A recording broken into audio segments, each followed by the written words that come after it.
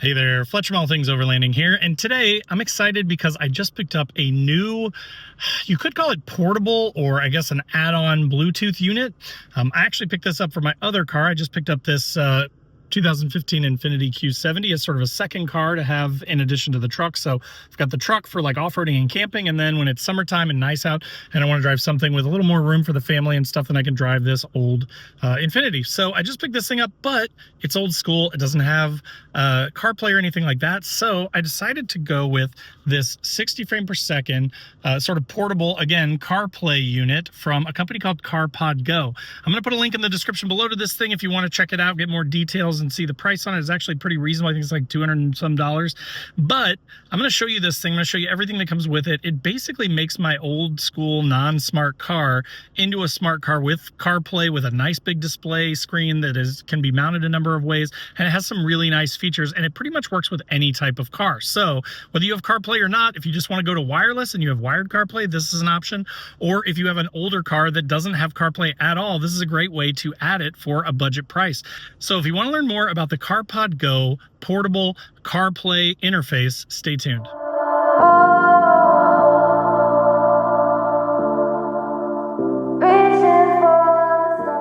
All right, guys, so as I mentioned in the intro today, I'm talking about this CarPod Go screen. This is a 10¼ inch screen. As you can see, it really nicely complements my stock sort of OEM stuff, which is fascinating because this is a 2015 Infiniti, kind of a top-of-the-line Q70, and back in 2015, they didn't even have CarPlay at all, not even wired, nothing, just Bluetooth. But the beauty of this is you can connect this thing through Bluetooth or through an aux cable or through the radio even if you wanted to. This thing will play your music and give you a nice display screen with all your stuff on it, with your maps, with your music, with everything that you want to see. So again, I'm going to kind of walk you through this. I'm going to start by walking you through all the features, and then I'm going to try and capture it in action. It's a little tricky because I'm recording with my phone and it plays from my phone, so I may go grab another camera here in a minute to show you that. But let's start by talking about what comes in the box. So I've kind of got everything over here because I've actually been playing with this to install it. For the Q70 folks, if you're here because you have this car or an Infiniti or a similar sort of sedan, I will show you how I ran the cables. I think they're pretty clean. You can't really see them anywhere,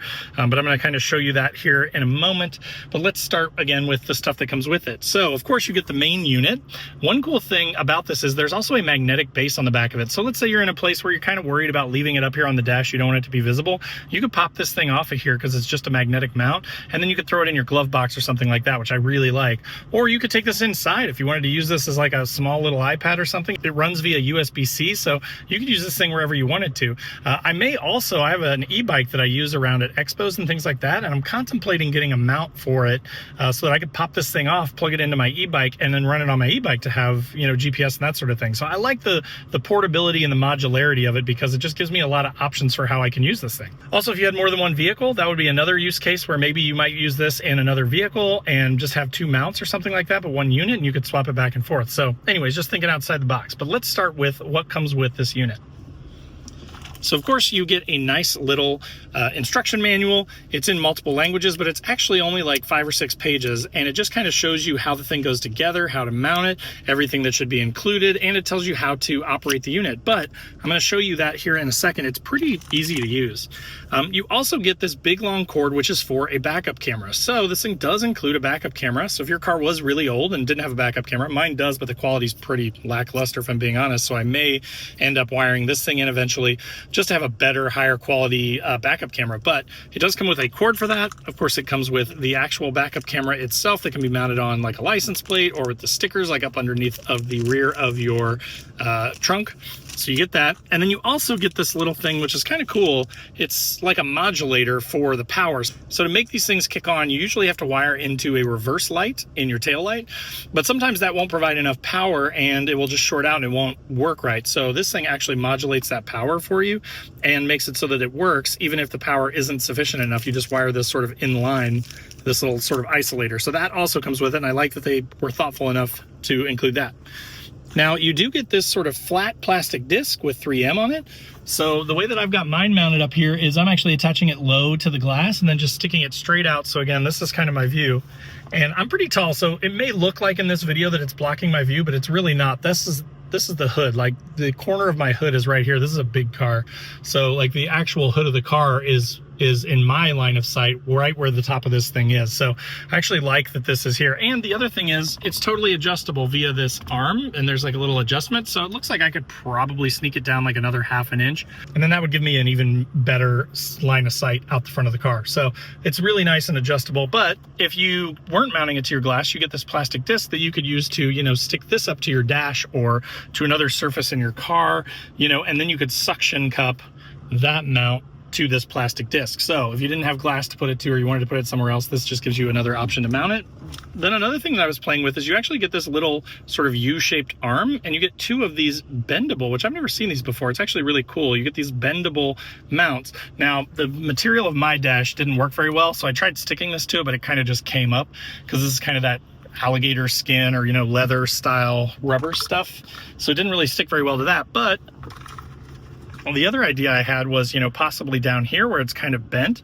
But again, because this stuff has these cuts in it, you can actually get it to adhere to the thing, and it will bend along those lines. So because it's kind of cut, it doesn't have to be flat. Like a lot of these are rigid and flat, but this gives you the ability to mount it to, you know, possibly like a rounded surface. So kind of contemplated this, but I just didn't like having to look down. I wanted up, you know, up higher, more in my view instead of down here, because then that's a little dangerous to be looking down here, down low. And if I use the manumatic shifter, then it's kind of in the way down there. So I ended up not using that. But you do get 2 of these mounts and 1 of these little arms that you can use with those mounts.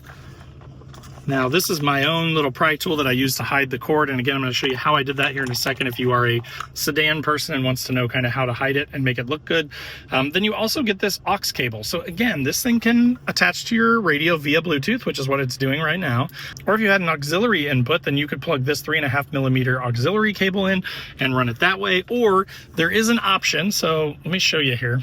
There is an option back here in the menu, or if you go to this CarPod Go thing, this is kind of like their home screen where you can actually click. So like right now you can see it says FM over here, right? So you could click on that, and then it gives you these multiple options. So you've got the Bluetooth, you've got FM, so you could basically make your own radio station. Then you've got aux, and then you can play it out of speakers that are mounted in this thing too. So if you had no speakers in your car and you still wanted to play some music, you could use the speakers on this device to run your audio. Again, I've tested the FM. I will say that the FM, and this is probably just the way that FM radio works, it's not very clear. It's kind of a little bit distorted, but it's better than nothing, right? So if all you had, if you didn't have an aux input and you didn't have Bluetooth, you could still use this thing with FM, and you could at least get your music to your radio, which is a nice feature. Or again, worst case, maybe you don't have any, and so you make it come out of the speakers of this device itself.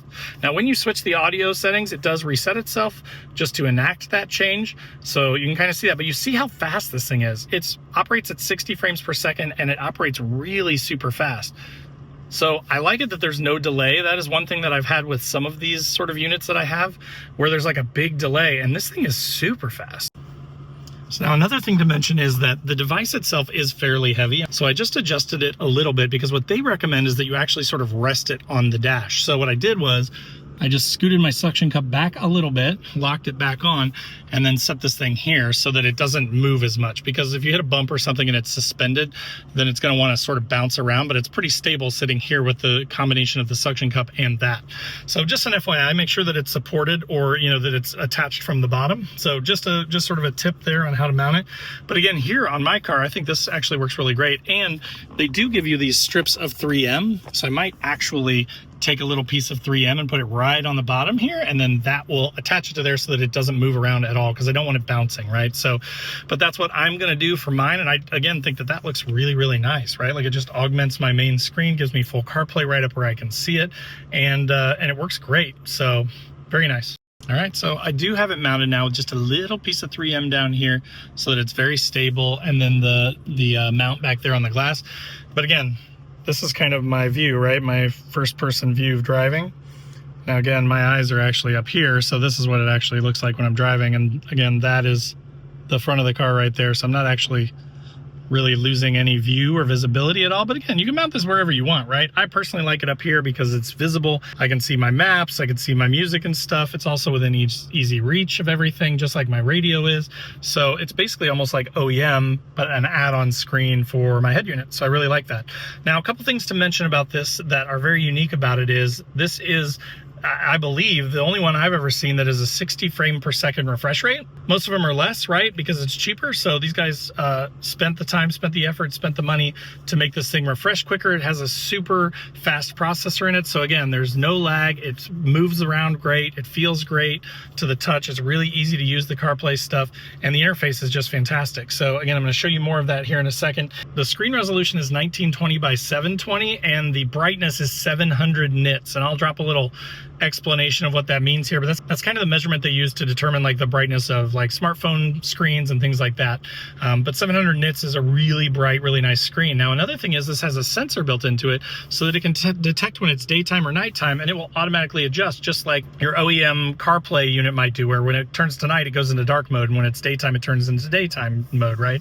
So this thing will automatically do that for you as well, which is really awesome. So again, let's dive in now to the actual functionality of the unit itself, and then we'll wrap up this video.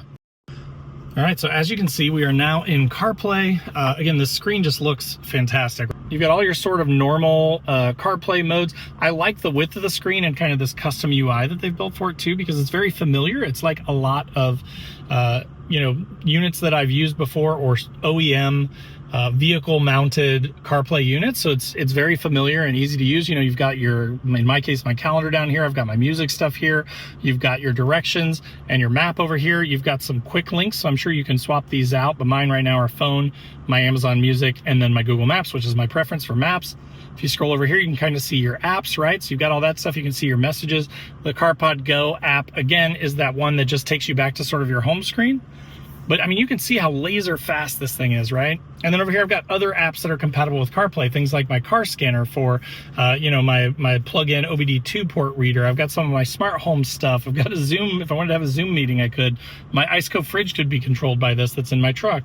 You know, all kinds of different things that you can use on here and customize. But I really just want to focus on just how fast this thing is, right? Like, and the music quality is fantastic. When I play music through this, through the Bluetooth, of course it's through Bluetooth, right? So it's kind of up to the car, but man, there's almost no lag, no delay whatsoever, and it just sounds fantastic. So this thing's really, really super cool. I've been using it now for about a week, and it's just totally changed my car. I mean, look at how outdated this display is in this 2015. Granted, it's a 10-year-old car, but this was a flagship Infiniti, top-of-the-line luxury car just 10 years ago, and this is what my display looks like. I mean, this is like my best-case scenarios. I can click status here, and it shows me kind of like my fan, and the Bluetooth is connected, and the time, and that's it.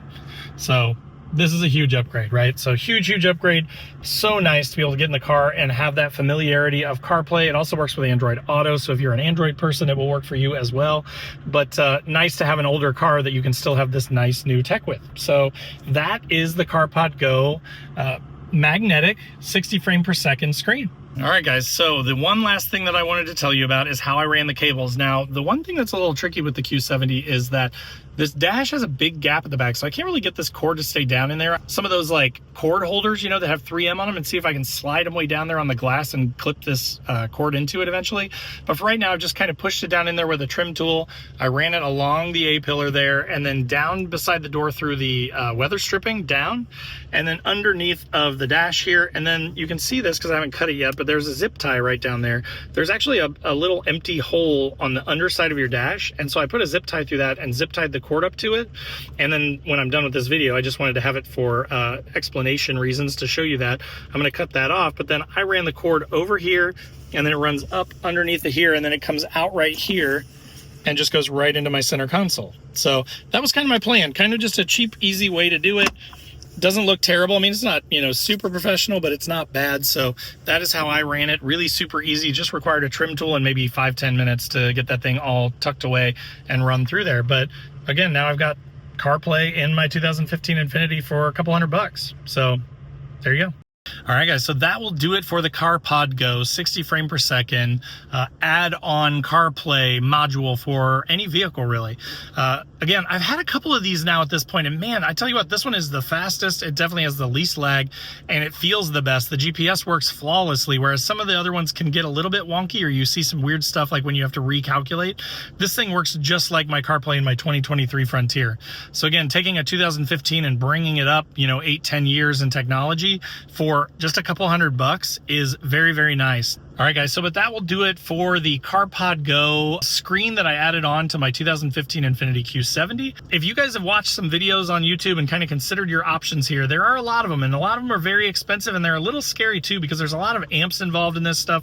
There's some of it ties into the CAN system, and so it has to talk to each other, so it gets very tricky as to how to upgrade these things without spending a ton of money and a ton of effort to tear apart your center console and your dash. So that's where my head kind of went, where I'm like, if I can just get this sort of add-on unit, slap it on the top of the dash, and have CarPlay and everything without having to tear anything about, and just plug it in my center console and then run the cable through the dash, like, that's very little work for a very nice, clean solution that is way less money and way easier than tearing everything apart. So that's why I went this route and wanted to share it with you guys and girls.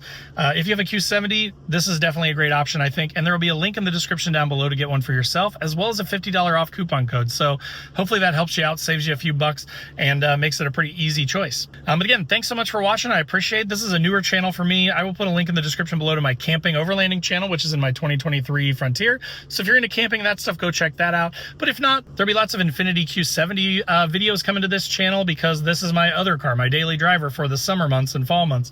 So I'm going to definitely be driving this thing a lot. I'm going to be making a lot of modifications, and I love making how-tos and DIYs because it helps me. I like to be creative and like make my own stuff and find workarounds, so I don't have to spend hundreds and hundreds or thousands of dollars on stuff. So anyways, definitely hit that subscribe button, hit the like button if you got value out of this video, and I appreciate you watching. So thanks again, and we'll see you next time.